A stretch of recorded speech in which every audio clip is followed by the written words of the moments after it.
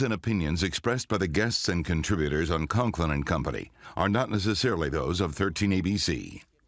Now, Conklin and Company continues with Take 3, commentary and analysis from our panel of political contributors. Welcome back, everyone. Take 3 now with London Mitchell of Cumulus Radio and Marlene Harris-Taylor of the Toledo Blade. Let's get right to the Collins administration. Everybody talked about D. Michael Collins looking ahead to 2014. What's he going to do? Well, he's doing what he said he was going to do, looking more closely at the money situation in Toledo, saying that the mayor, interesting, left a balanced budget, but there are deficits. Yes. So, London? Well, Mike Bell created a budget with Mike Bell figuring he would be reelected and have another term. I don't necessarily know that his priorities and how he was running the city match with how Mike Collins is going to do it. So I think you've got other priorities, and Mike Collins made some promises that he was going to address some issues, and by golly, he's doing it. Adhering to him, yeah, for sure. I think London, hit it right on the head when he said priorities. I mean, Mike Collins said he was going to reopen that police station, Northwest District Station. They're on track to do that. He said he was going to look at the money a little more carefully and where it was spent. He seems to be doing that. Yeah, he seems to be being the fiscal hawk that he said he was going to be. Right, your newspaper. Who's driving cars home? Is this,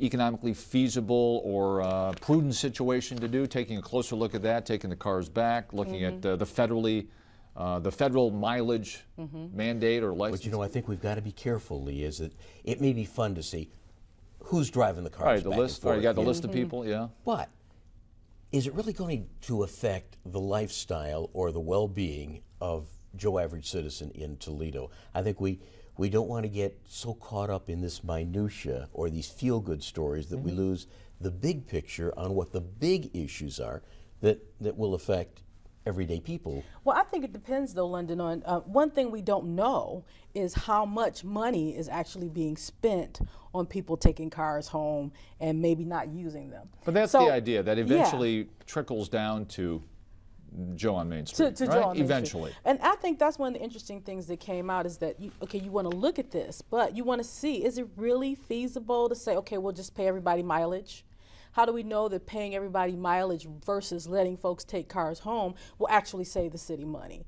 So I think it's important that they actually look at the figures and try to figure out which way actually saves the city money. And it sounds like that's what they'll do. Right. They'll look at all that and break it down and see, okay, well, how are we going to do this? Who really needs to bring their car home? We understand police and fire and absolutely commissioners and what have you. We get that. But it's just a matter of how many people are using city-owned vehicles to bring them back.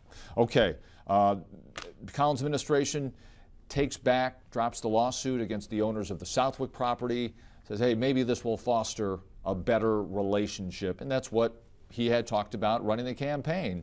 And there's a sign out that says, for sale. So we have this sign here that, maybe is an indicator that down the road we can be looking at a better picture for the development of Southwick. London, what do you think? I know it's on his radar because he's the councilman from that area, and that's home for Mike Conklin. Yeah, and we've talked a lot, the two of us, about Southwick and the future. And I know he was very angry when he found out about the lawsuit. Yeah. We're talking about $18,000. This is pennies compared to what that property could generate. But it's the principle in building a relationship.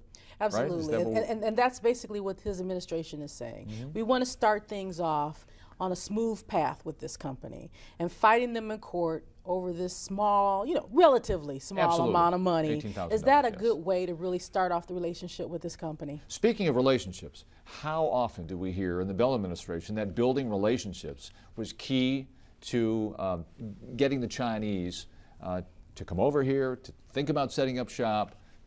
The marina, Dashing Pacific, the Collins team meets with Dashing Pacific. We'll see what happens there. But not much came of that meeting. Kind of hush-hush. We don't know what will come of that with 3 years to go with Dashing Pacific owning that property. And I think the telegraph on that, if we could say that there was a telegraph going, was the comment that Bob Reinbold made to 13 ABC. I'm still going to stay a little skeptical, he said. and I think, you know, if we say, well, wait a minute, maybe this meeting wasn't all That doesn't as bode so well, warm does it? as If you read something into that, Marlene. And from what I understand, they still haven't seen the plans. They still don't know Right. the timetable. Yes. And that's what Mr. Collins said during the campaign, that he wanted to see the plans, he wanted to know the timetable. So until we actually get to that point, I think we're still at square one. Yeah, yeah. So unfortunately, we'll see. 3 years to go, though. Dashing owns it, and after that, city can get it back.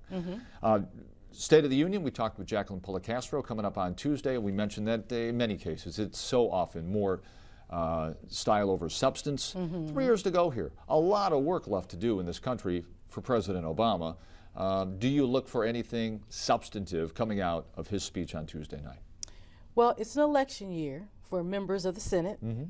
And so I think that the president will try to set an agenda, but everybody knows that not much gets done when it's a midterm election year. So, I mean, he will make some noise about the federal minimum wage being raised, right. because that's a big deal for Democrats this year. $7 to $10. Exactly. Yeah.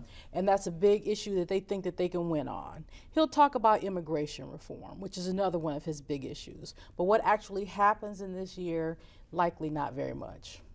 I think it's a question of damage control. I think we're going to see a lot of that.